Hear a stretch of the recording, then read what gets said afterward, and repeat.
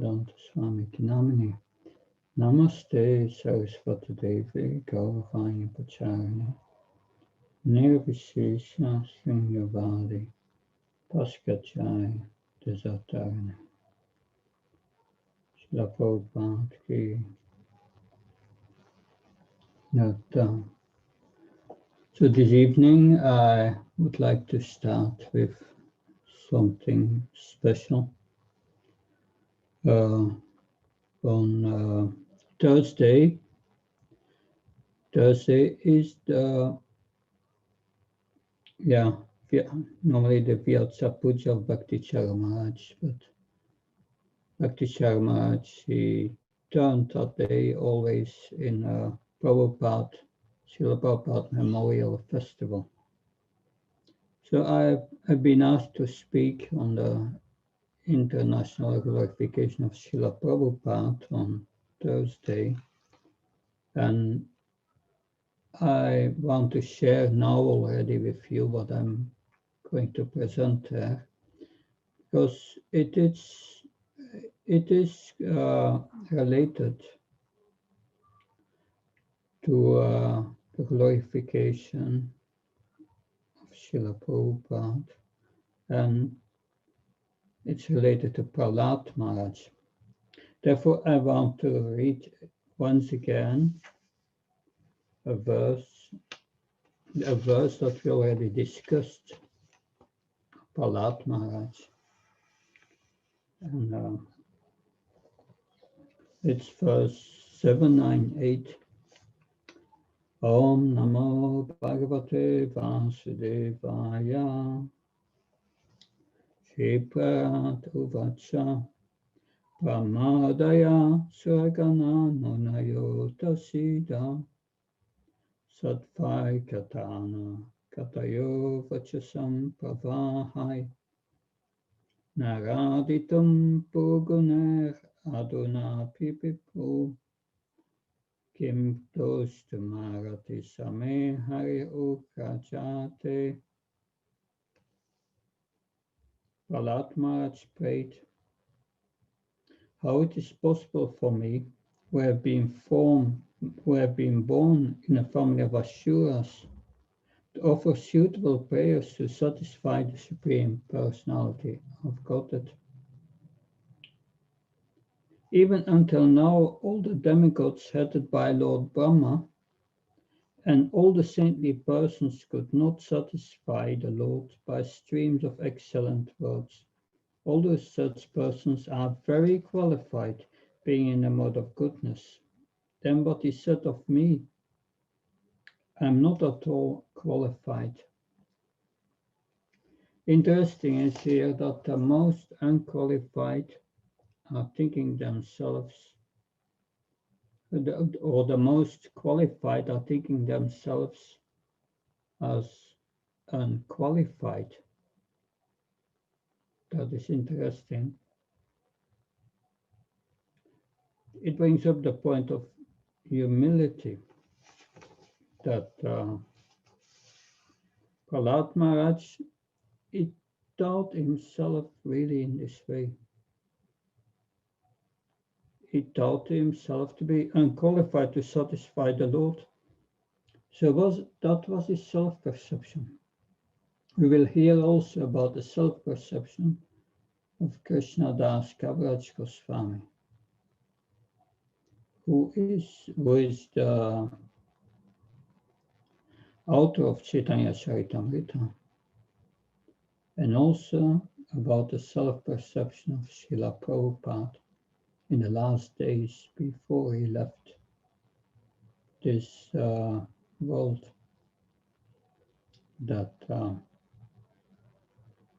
So Prahlada thought himself unqualified, that he found the demigods, they are in goodness, they are more qualified. You're seeing my disqualification is I've been born in a demonic family, and therefore I've been influenced by Rajagun and Tamagun, passion and ignorance. That,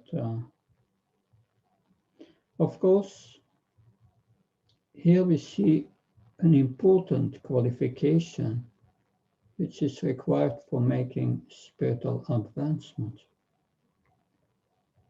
That the conditioned soul sees his qualities and not his disqualifications. That for making advancement in spiritual life, the opposite is required.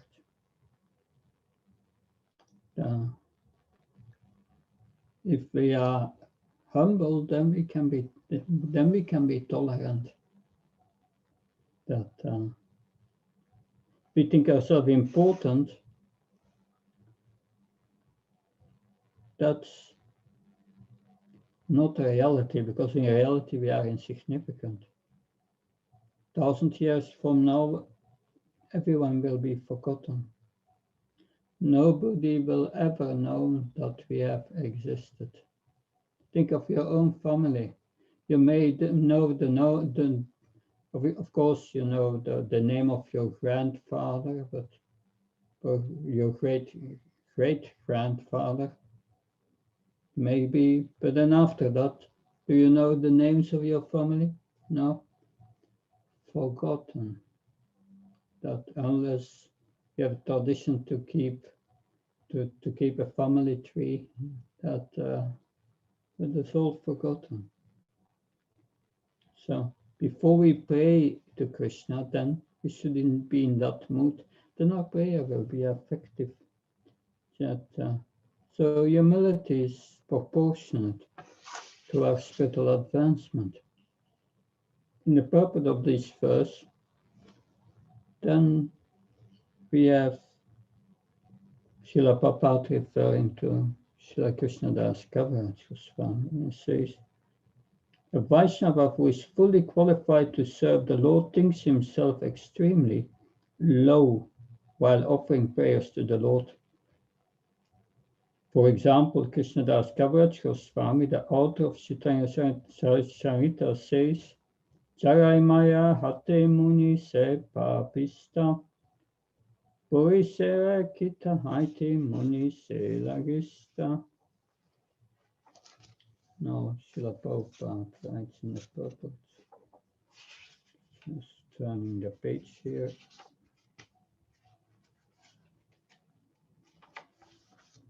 Thus, he considers himself unqualified, lower than the worms in stool, and more simple than Jagai and Madai. A pure Vaishnava actually thinks of himself in this way.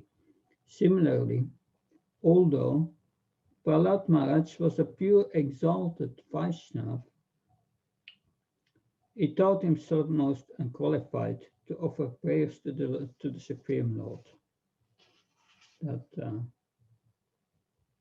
So let's now turn to Srila Prabhupada.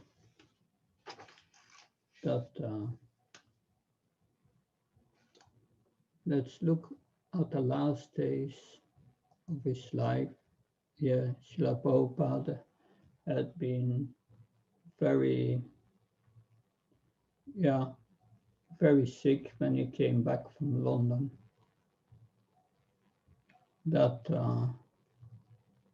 And here, this is a few days before he left this world. It's in the Prabhupada Lilamrita. Sometimes Bhakti Charamaj, he would read in the morning, instead of Bhagavatam class, the Prabhupada Lilamrita. And he would say, Srila Prabhupada is the person Bhagavat. And it's as good as the book Bhagavat. That Srila Prabhupada, of course, explains this in the purport of the verse of the Bhagavatam, Nastya Savateshu Nityam Bhagavata Sevya, the book Bhagavatam, the person Bhagavat. But he would just read from Lilamrita and discuss Lilamrita as instead of the Bhagavatam sometimes. showing the importance of understanding Prabhupada and following him. That there are 12 Mahajans, but Prabhupada is our foremost Mahajan.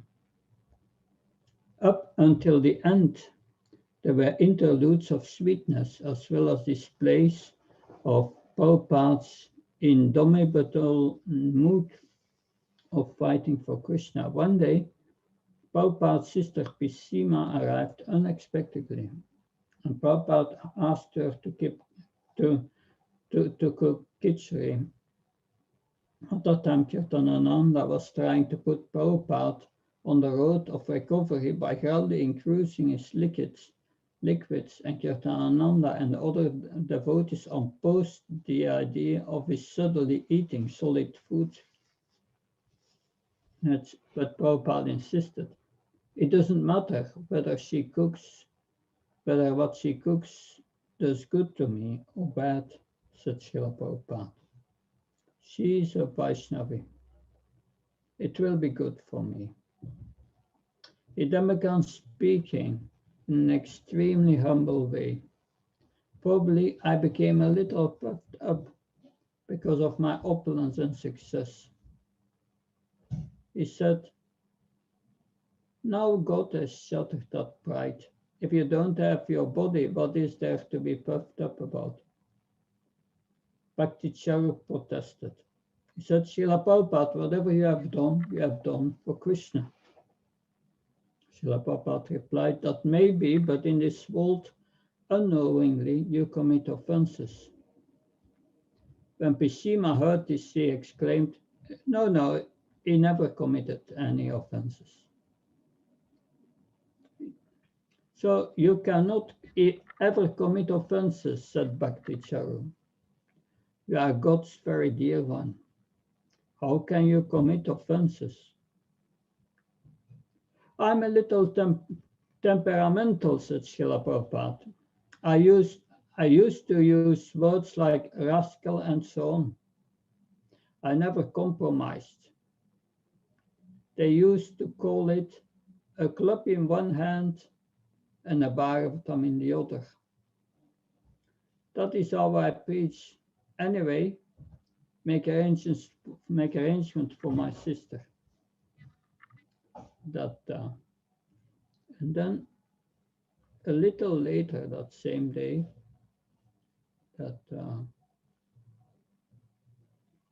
yes.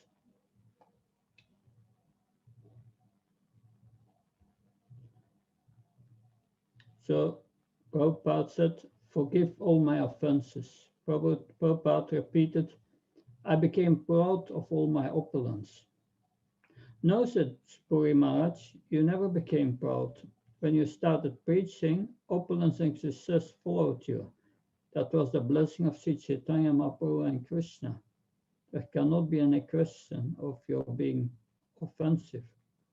When Srila Prabhupada presented himself as Mahapatita, greatly fallen, Puri Maharaj did not accept it. You have saved millions of people around the world, he said. Therefore, there is no question of offenses. But you should be called Mahapatita Bhavan, the savior of the fallen. That Prabhupada's disciples regarded Prabhupada asking his god brothers for forgiveness as a manifestation of his humility. But they were also puzzled. Certainly Prabhupada's god brothers were sincere in saying Prabhupada had committed no offense, but whatever he had done for Krishna. But Srila Prabhupada was also sincere in asking for forgiveness. That was the beautiful gem of his humility, to ask everyone for forgiveness. So that was a great quality of Srila Prabhupada, that he felt himself that to a certain extent unqualified. He felt that he had committed offenses, that so this feeling of being fallen is characteristic of an Uttam Adhikar devotee, which is displayed also by Mahajans like Prahlad Maharaj and Krishna, and also Krishnadas Kaviraj Goswami, that there are more parallels between Prahlad Maharaj and Srila Prabhupada, and we will hear about that today. That and that's related to his sense of compassion. So now that we will continue where we left off last time. I will discuss now verse 29, and then after that we will go to 38. The verses between are quite philosophical, but then 38 speaks. 38 is a verse which is very important also for our movement, because Prahlad Maharaj is speaking about Lord Chaitanya, and Lord Chaitanya had not appeared yet. So verse 29, that, yes, 29. Mat prana rakshanam anantapitu vidascha manye sabritya rishivakyamritam vidatum kardam prahiya yat avachat asat viditsus tvamishvaro mataparo vatuka maharani. My Lord, O unlimited reservoir of transcendental qualities, you have killed my father Hiranyakashipu and saved me from his sword.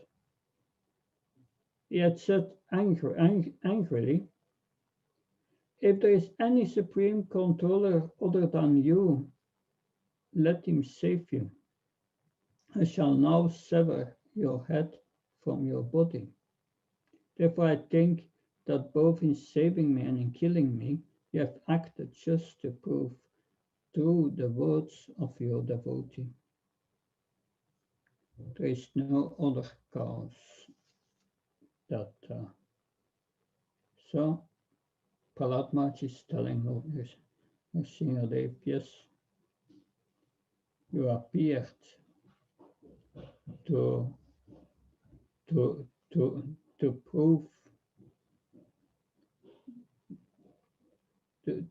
to prove the true words of your devotee.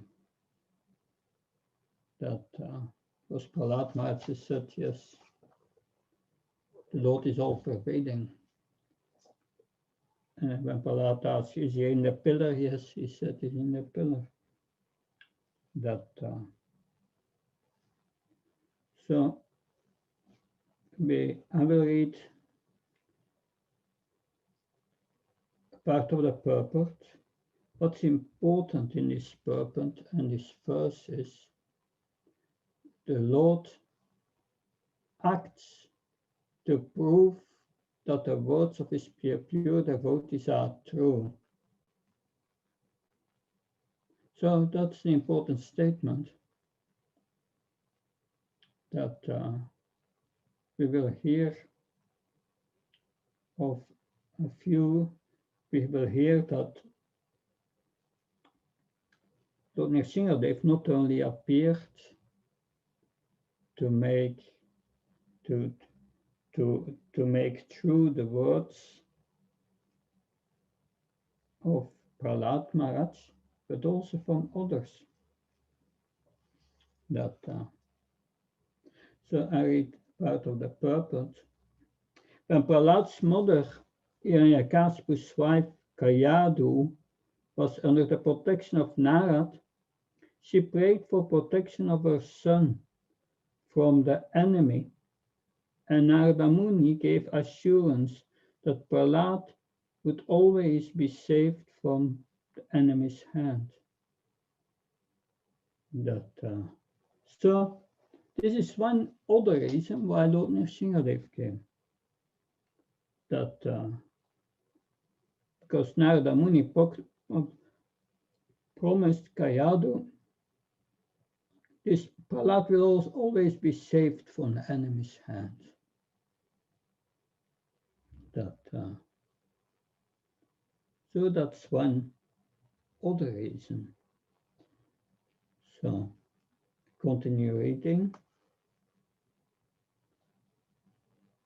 So thus, when Hiranyakashipu was going to kill Prahlad Maharaj, the Lord saved Prahlad to fulfill his promise in Bhagavad Gita, Kauntiya Pradijanya Nami Bhaktya Pranasati, and to prove through the words of Narada.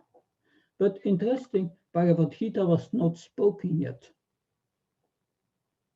Why does Srila Prabhupada write this?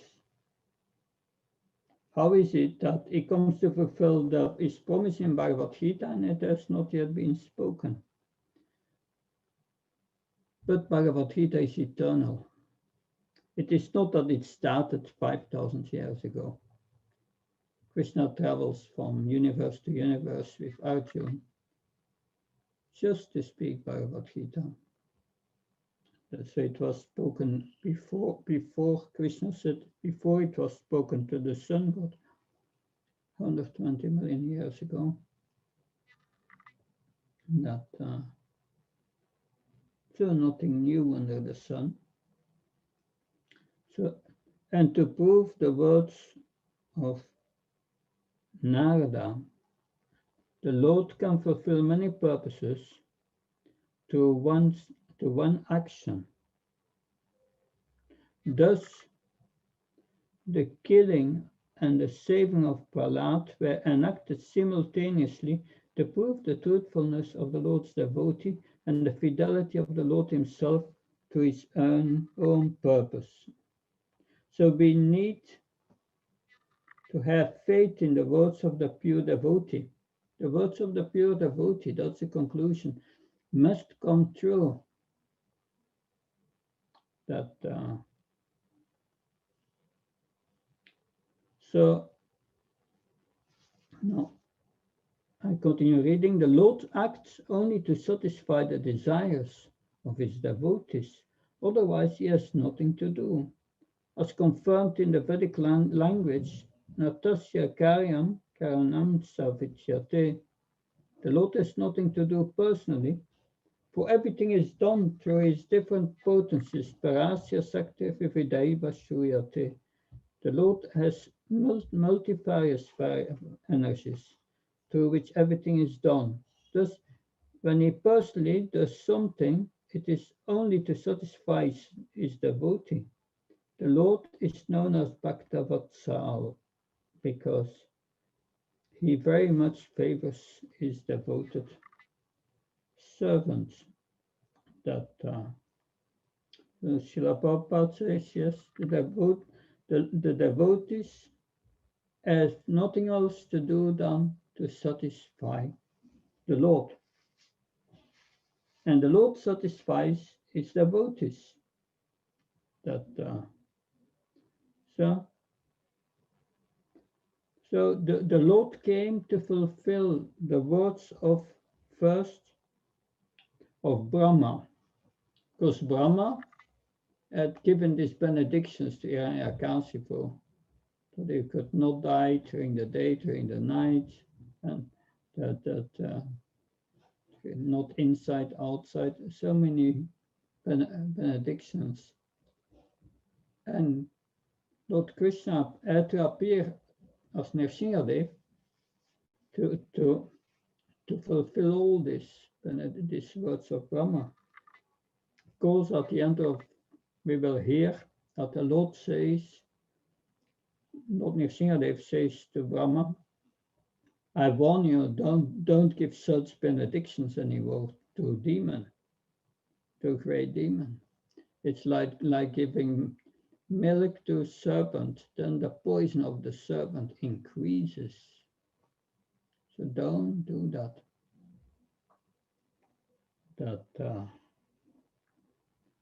So also the Lord came to fulfill the words of Prahlada Maharaj, that the Lord is all pervading, that He's everywhere.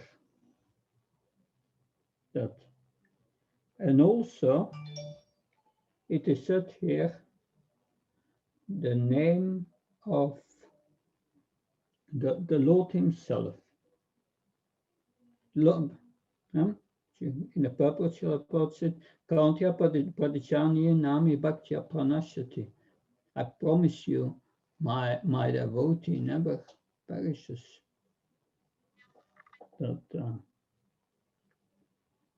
so interestingly, in this verse, Srila Prabhupada calls his father Pita, my father.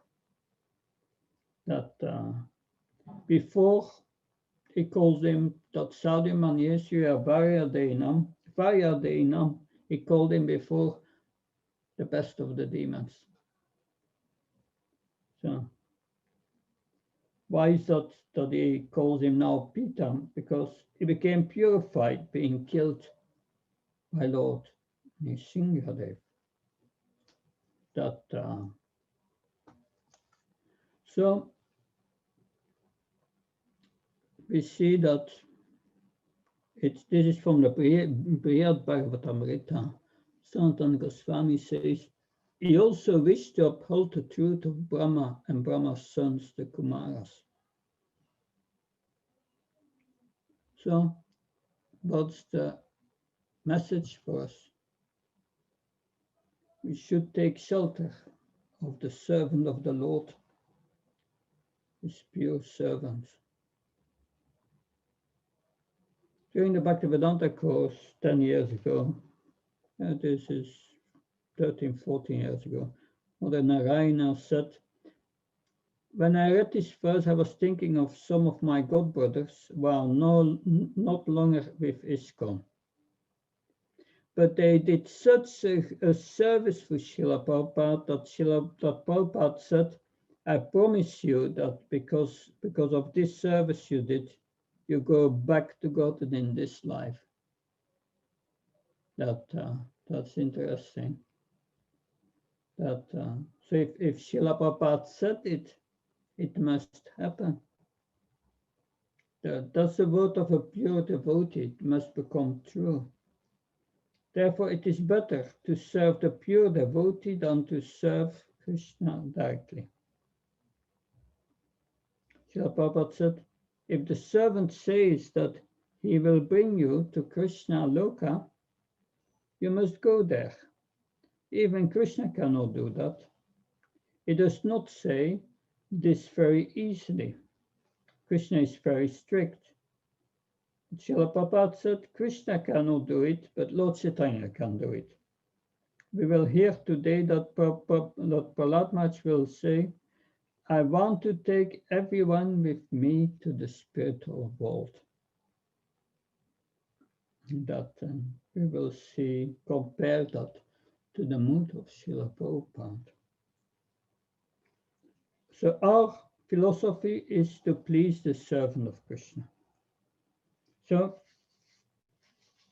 the Lord kept all of Brahma's benedictions intact, but at the end he chastised Brahma, don't give such benedictions anymore in the future. It causes so much trouble. And now, like I said, the next verses are very philosophical. That's good for the advanced study of the Bhakti Vedantas. Very interesting points. But we will go to verse 38. Verse 38 is a special verse for us. That, 38. Itam retirjach resideva sesta savatare lokam vibhavayasiham sijagat pratipan dharman maha posapa sijugana vittam Chanakaloya Bhavastri Yuhata Satam.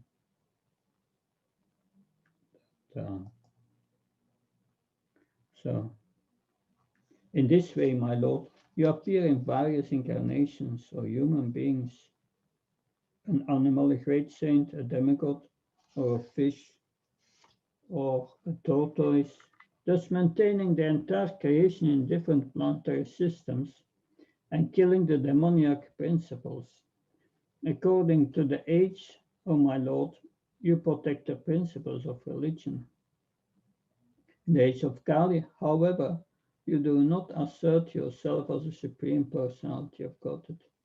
Therefore, you are known as Tri Yuga, or the Lord who appears in 3 yugas. I say again, you do not assert yourself as the supreme personality of Godhead. Therefore, you are known as Tri Yuga, or the Lord who appears in 3 yugas. That so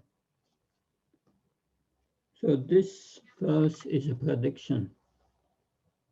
Prahlada Maharaj is predicting Lord Chaitanya's appearance. That Srila Prabhupada lecture on this verse on the appearance of Lord Chaitanya. That in Mayapur in 1976. That but we read it. But first we read a bit from the purport. That so Lord Chaitanya came to protect us. That as Brahma was protected by Hayagriva. So that was mentioned in previous verses, how Kaitaba and another demon, they stole from Brahma the Vedas, and what they tried to steal, and Ayagriva, that the form in the Lord with a horse head, he protected and killed protected the Vedas and killed the demons. Prahlada Maharaj was protected by Lord Nrsimhadev.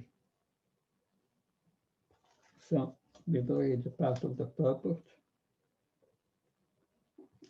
As the Lord appeared just to maintain Lord Brahma from the attack of Madhu and Kaidab. Yeah, it's Madhu and Kaidab. These were the Adi demons, the first demons in the. It was before Brahma's creation. He also appeared to protect the great devotee Prahlada Maharaj. Similarly, Lord Chaitanya appeared in order to protect the fallen souls in Kali Yuga. Good news, that's us. So Lord Chaitanya said, except for me, you have no friend in this world. So in Srila Prabhupada's lecture on the appearance day of Lord Chaitanya in Mayapur, he said that this is a very specific statement about Lord Chaitanya that Prahlada Maharaj is making. When he came, he was disguised, but Rupa Goswami, he recognized Lord Chaitanya. His pure devotees recognize him. They all recognized him. But when an avatar comes, it must be confirmed by the Shastras and the devotees. In 1.532 of the Bhagavatam, 1.532, there is another statement that in the 11th canto, chapter 5.32, is another statement confirming the coming of Lord Chaitanya. So Lord Chaitanya is predicted 2 times in the Bhagavatam. that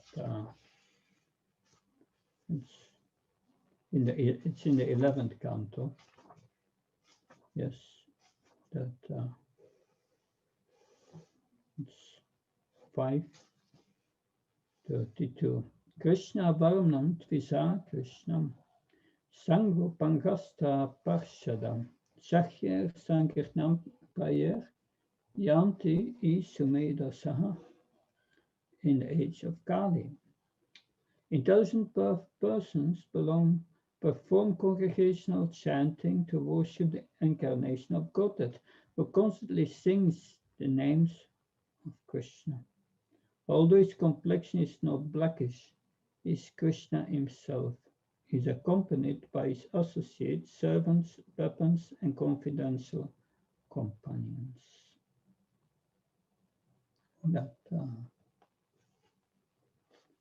So this Krishna Varnam, one who always chants the names of Krishna.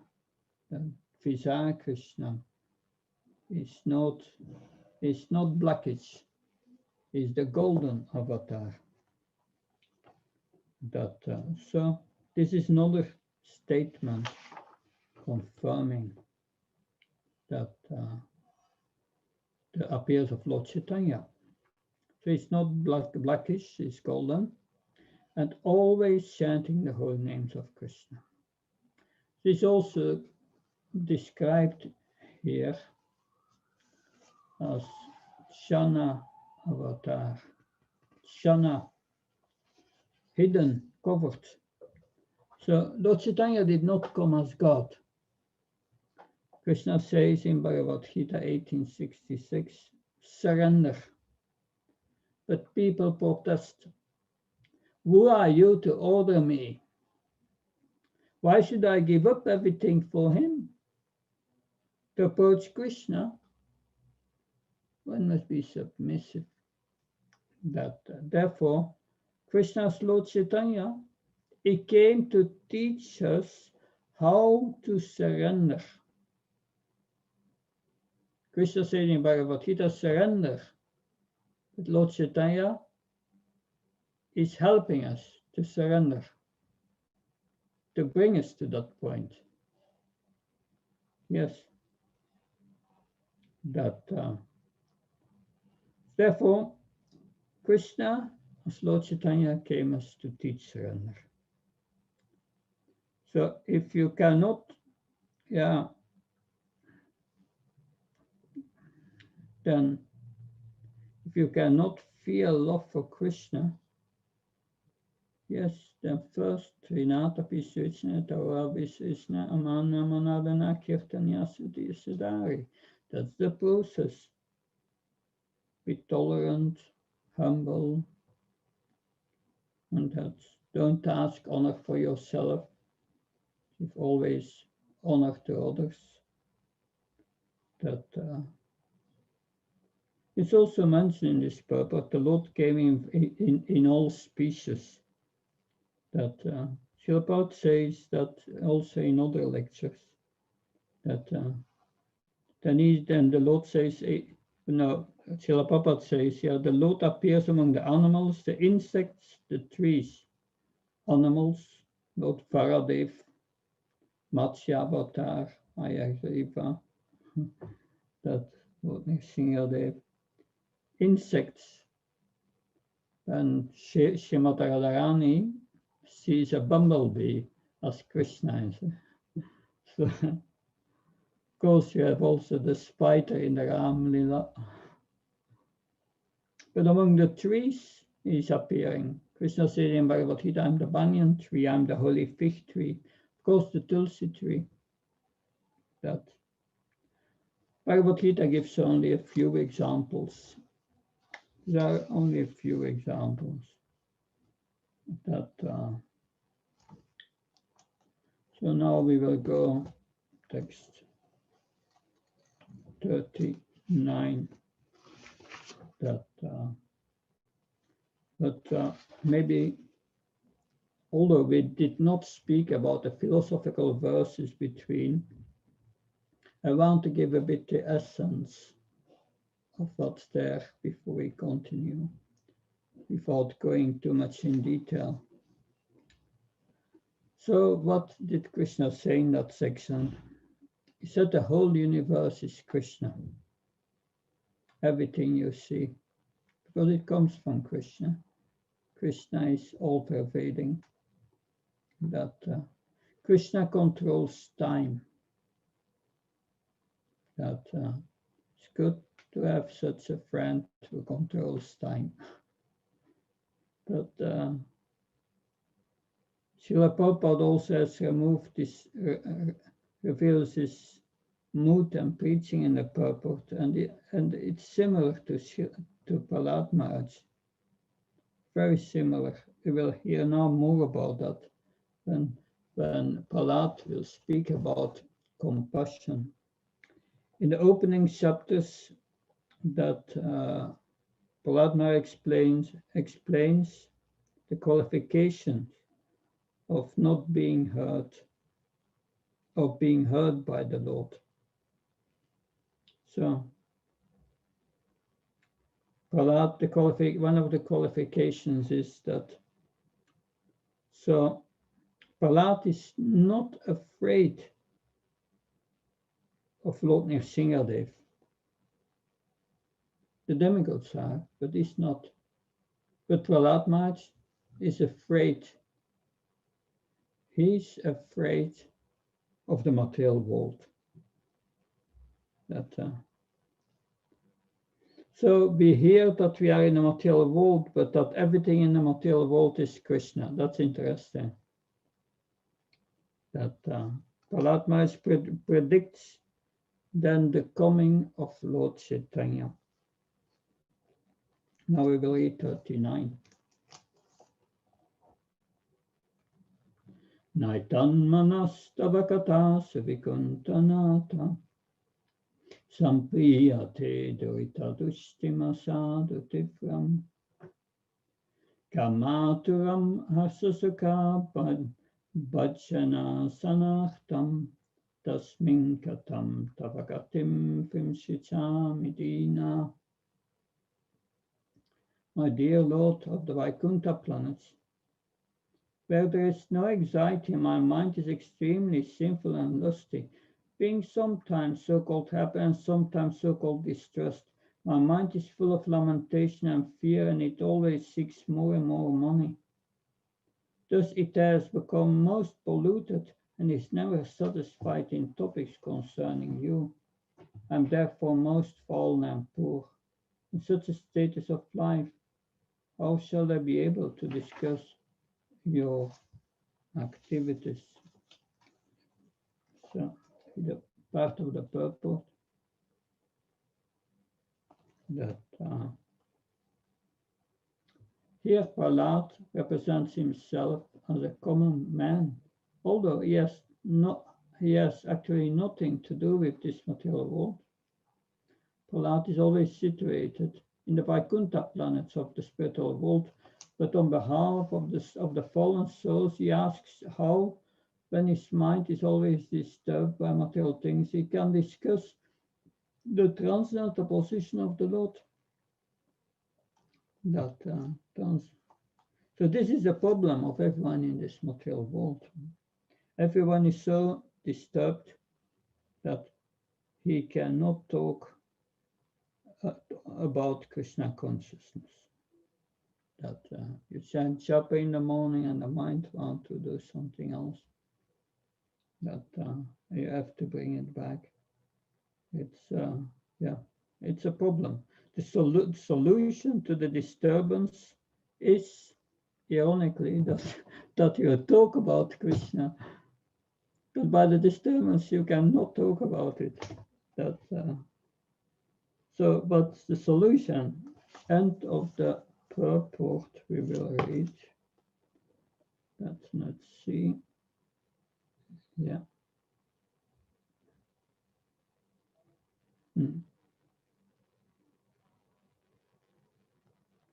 The only method to cleanse the sinful mind is the chanting of the mantra.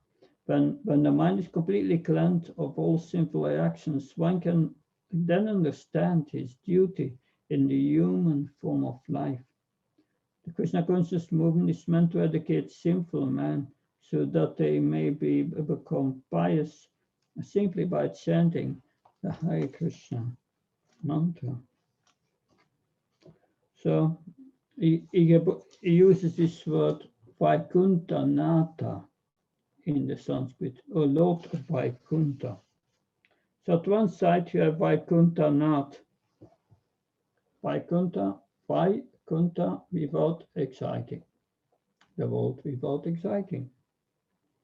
On the other side we have the misery of this world.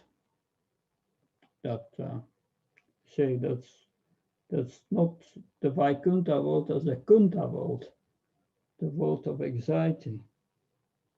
So when Prahlada was asked by Hiranyakashipu what was the best he had learned, then he addressed his father Suryadena and Asadyat. He said, your intelligence is absorbed in the temporary world, all temporary. So better to absorb your mind in what's eternal. Then you will be connected with the eternal, the real. So Srila Prabhupada speaks about the mentality of the Asuras in a lecture on this verse. This idea of being free from anxiety, the Asuras, they cannot understand that. And it's like most people in this world, they like anxiety because they create a situation to put themselves in anxiety and then they try to come out of it. Yeah. In the business world, that's very common. Everyone does that. Success in the struggle for existence. So that is a demoniac mentality. So that are their heroic activities. The power lies within you, they say. They will say, the power lies within you. But they don't know that this power is the super soul. So Prahlada Maharaj is simply satisfied to serving Krishna. So we have the Sura, the devotee depends on Krishna. And Asura depends on himself, he's always full of anxiety. So Srila Prabhupada also calls the material disease heart palpitation. To cure the heart palpitation, we have to simply read Srila Prabhupada's books and chant Hare Krishna, read the books. Also, you have the Sanskrit word kamutaram, this kamaturam,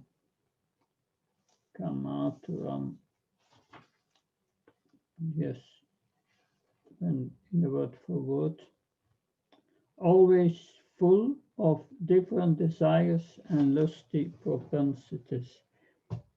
That means unlimited material desires. What's the result? In the verse says is harsha, soka, bhaya. These are the results of kamaturam, unlimited desires, happiness, distress, and fear. So that's the result of unlimited material desires. In the Bhagavad Gita, in the 16th chapter, there Lord Krishna describes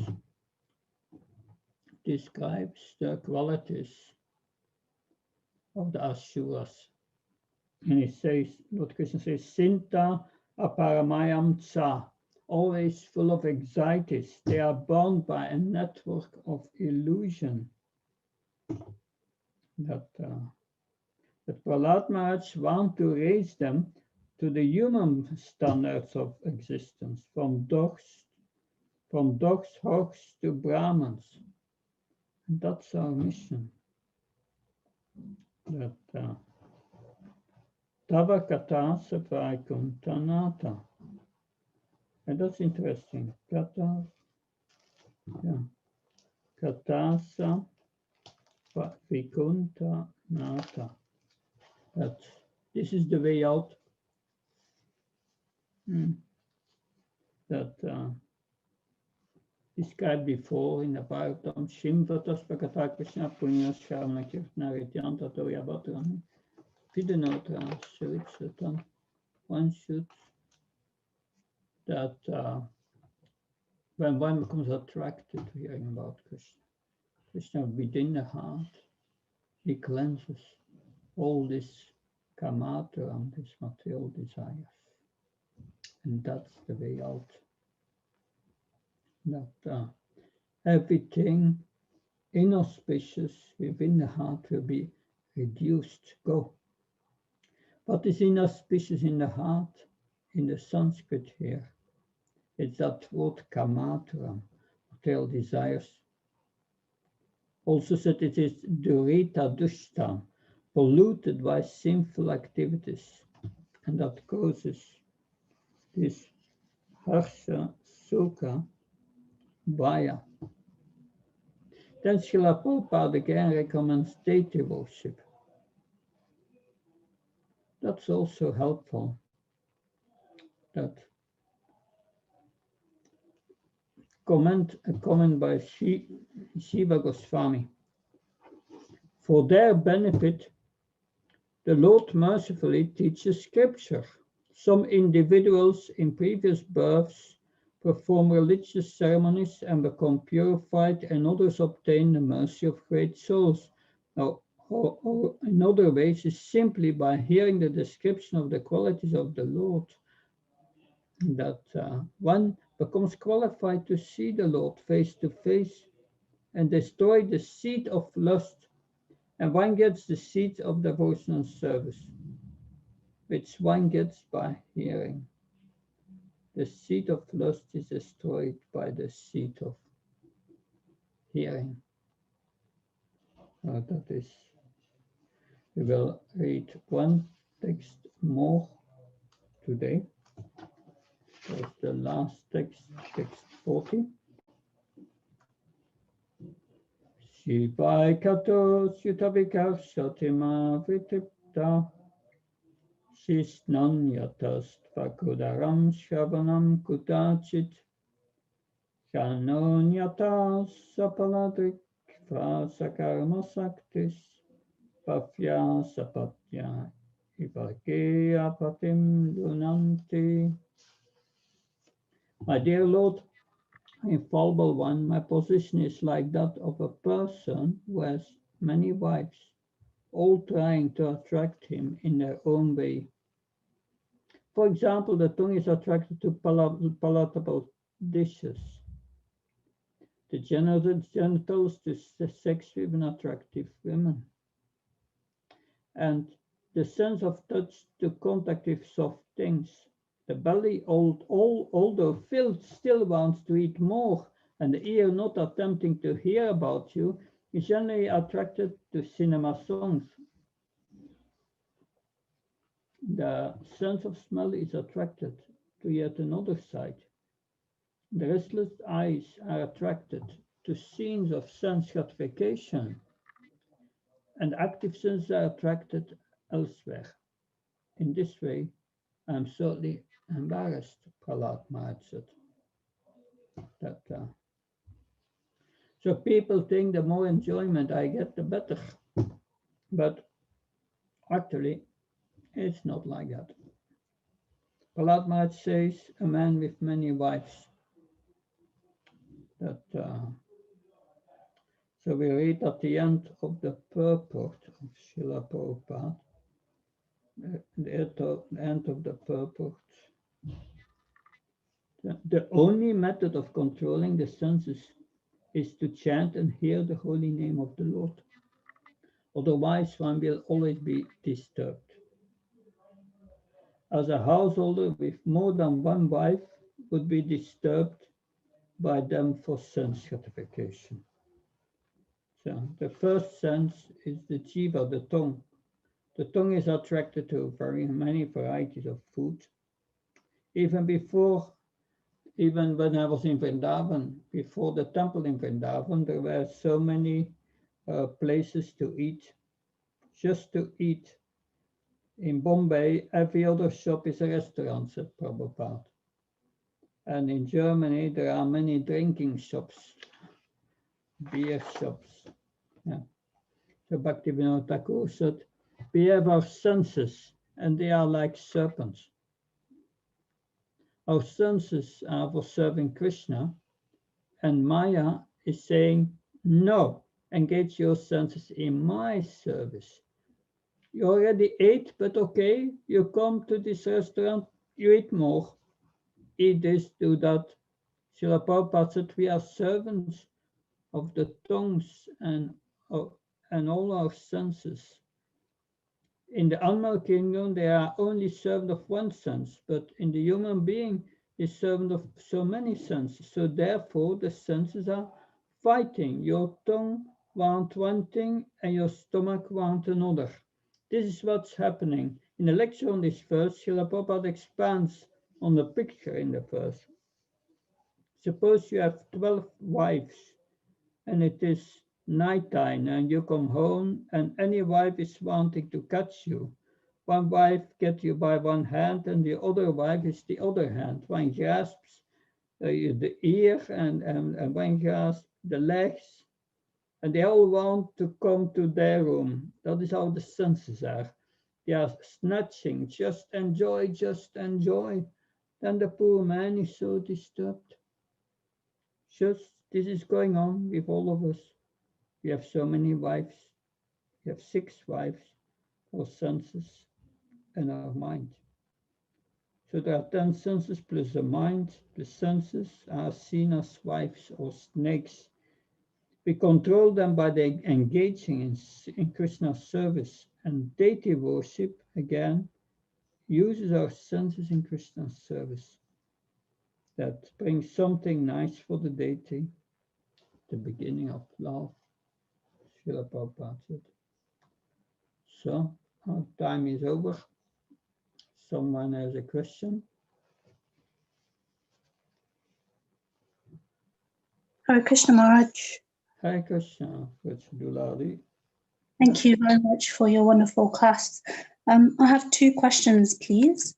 As aspiring devotees trying to serve the Lord, should we be working on our qualities such as humility, tolerance, forgiveness, one by one, or should it be done simultaneously? Yes, that's, of course, we have to develop all these qualities, but we will see that these qualities are going together, cannot separate it. That you can be tolerant when you are humble. Otherwise, you are not humble. Tolerance has no much meaning, like heat and fire together. That, but mostly, when we start acting devotional service, that and we start to act selflessly, yes, for the service of others.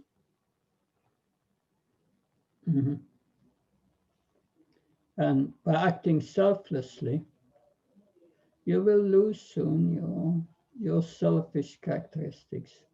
You do that always. And you will develop these wonderful qualities as a devotee, because it's explained.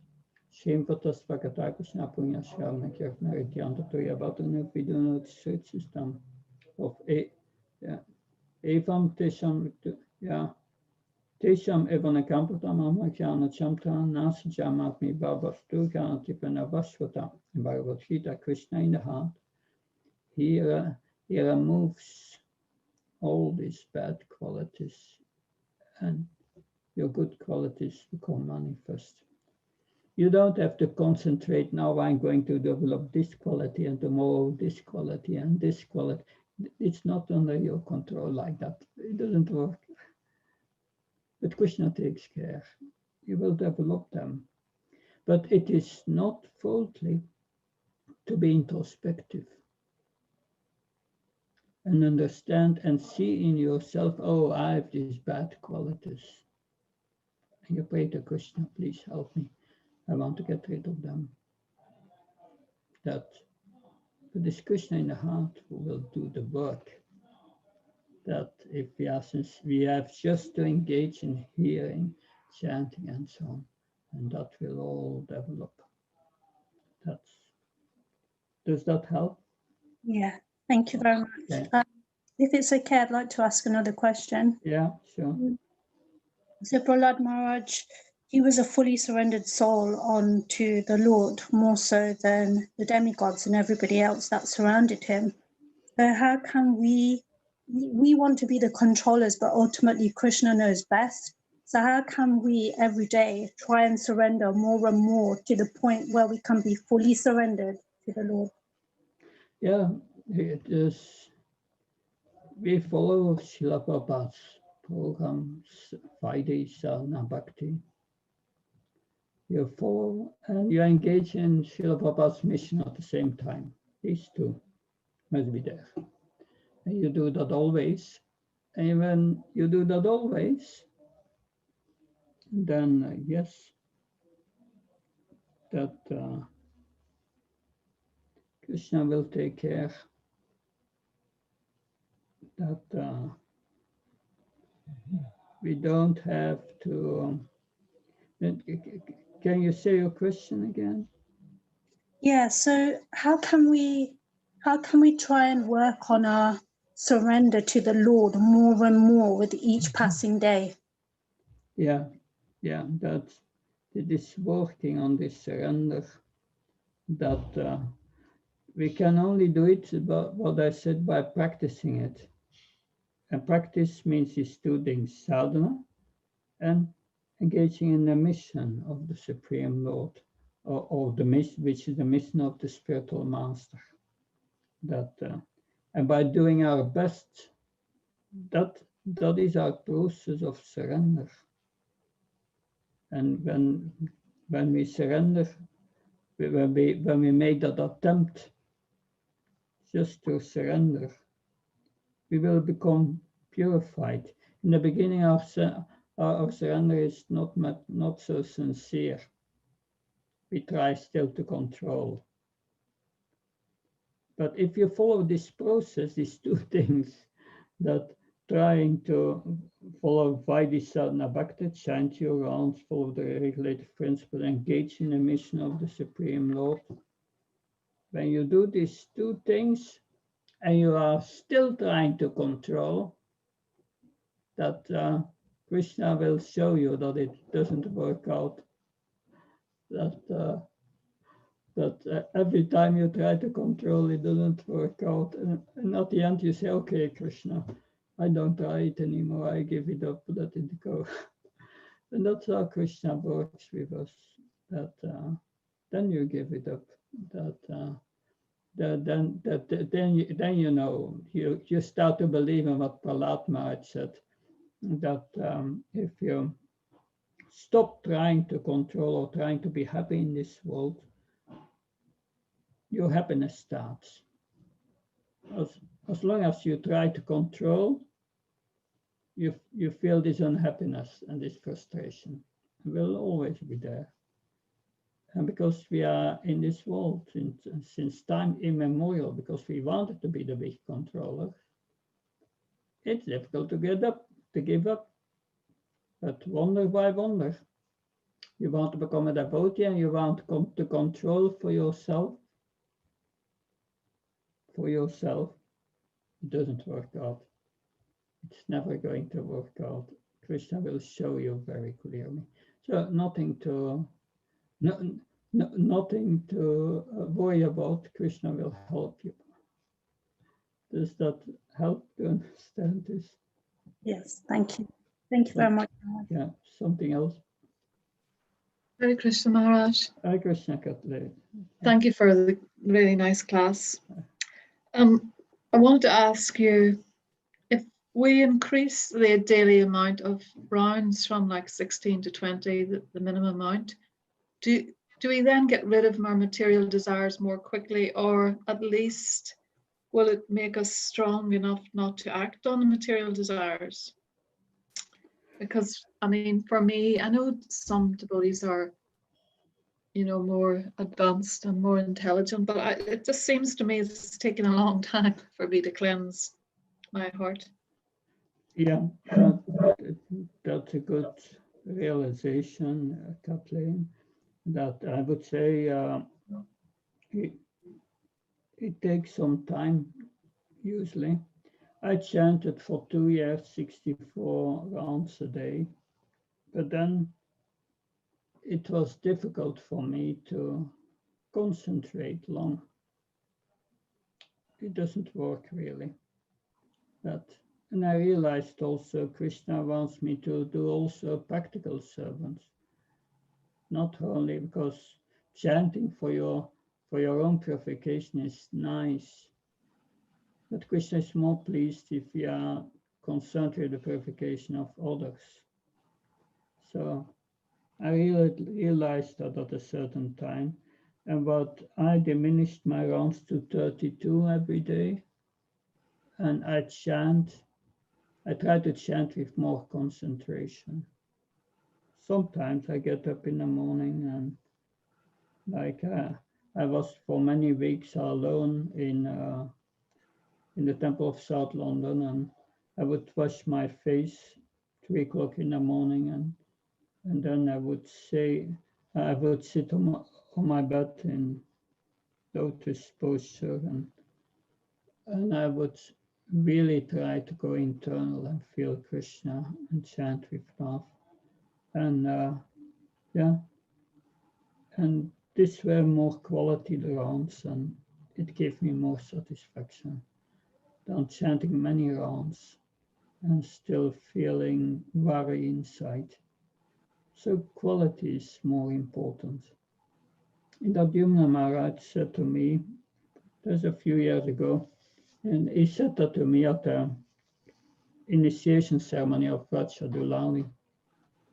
He said that in the lecture factory. He said, I'm chanting 16 rounds every day, but I'm a slow chanter. It takes me 3 to 4 hours to finish because I want 3 to 4 hours because I want to hear every name of Krishna very clearly. So that's quality. That with attention, hearing every word. Otherwise, we chant many rounds, and it's a bit like you have a hamster or a rat in a wheel, and it's going very fast, and the wheel goes, but it doesn't move. So we can chant many rounds, but mind is somewhere else. So increasing rounds is okay, but first I would suggest first concentrate on the quality of your rounds. The more you chant with attention and feeling, the more it will purify you. And if the quality is increased, then go little by little a bit further, if that's your desire. But first quality. Quantity is less important. Does that help? Yes, it does help. But I wanted to ask, related to that, when sometimes, I mean, I am weak and I give into material desires, even though it's like Krishna or Arjuna talk about it, even though you don't want to. Old habits die hard. So, of course, I'm trying not to, but what does Krishna think of me when I do give into these things, even though I don't want to? That's a very good question. The first thing which is important inside you is that first, that you may sometimes not control your senses, but inside of you, you must say, I don't want it. I really don't want it. But it overcomes you. That's a weakness of heart. That so that's important. That because mostly when it overcomes you, it overcomes the intelligence, and that's a problem. But we should not be discouraged with it, right? It happens, and then we make the resolution, I don't want it, and you continue. That it's like I said last time, you want to go out of the prison and alarms go up. Maya knows, oh, this person wants to be a devotee. I will test that devotee. And there Maya gets all her tricks, and you fall in the trap because you are not so much advanced. Even if you have become advanced, then Maya is another trickery dose, and that's more the subtle. That's also very dangerous. That's important. You should not want it, but to be protected from that is remaining in the association of devotees. And that's a problem sometimes. But I would say don't be discouraged by it. Just say it, I don't want it, and you continue. You fall, you get up and say, I don't want it. And at a certain moment when the heart is become purified, then your consciousness is lessened into the body. And Maya will try to get your consciousness back into the body. But when you become really advanced, Maya says, this person is hopeless. I give him up. And then you become free from it. But that's very advanced. So you should not be discouraged. You just go on. But if you chant your rounds with nice attention and try to live a bit more austere, should not be extreme, but a little more austere, try to eat at the right moments and try to be more absorbed in your service instead of this bodily consciousness. But it's a process. We cannot force it. It's to go slow. Yes, Maya is always there to test us. Hare Krishna. Is that okay, Kathleen? Yes, thank you very much, Maharaj. Yeah. Something else? Good. Then we will continue on Friday with the next 4 verses of this very fascinating section of Prahlada Maharaj. So thank you. I'm in Brussels now. I'm fine. The traveling went fine by bus from London to Brussels. There were only 10 on the bus, and practically no control. at the border, everything went nice. I'll be here for a few weeks, then come back to London. Thank you very much. Jai Srila Prabhupada. Hare Krishna. Hare Krishna. Bhakti Prabhu Maharaj ki jai. Jai. Jai Shri Hare Prabhupada. Krishna. Thank you, Hare Maharaj. Bol. Thank you, Maharaj. Hare Bol. Thank you, Maharaj. Hare Krishna. Jai.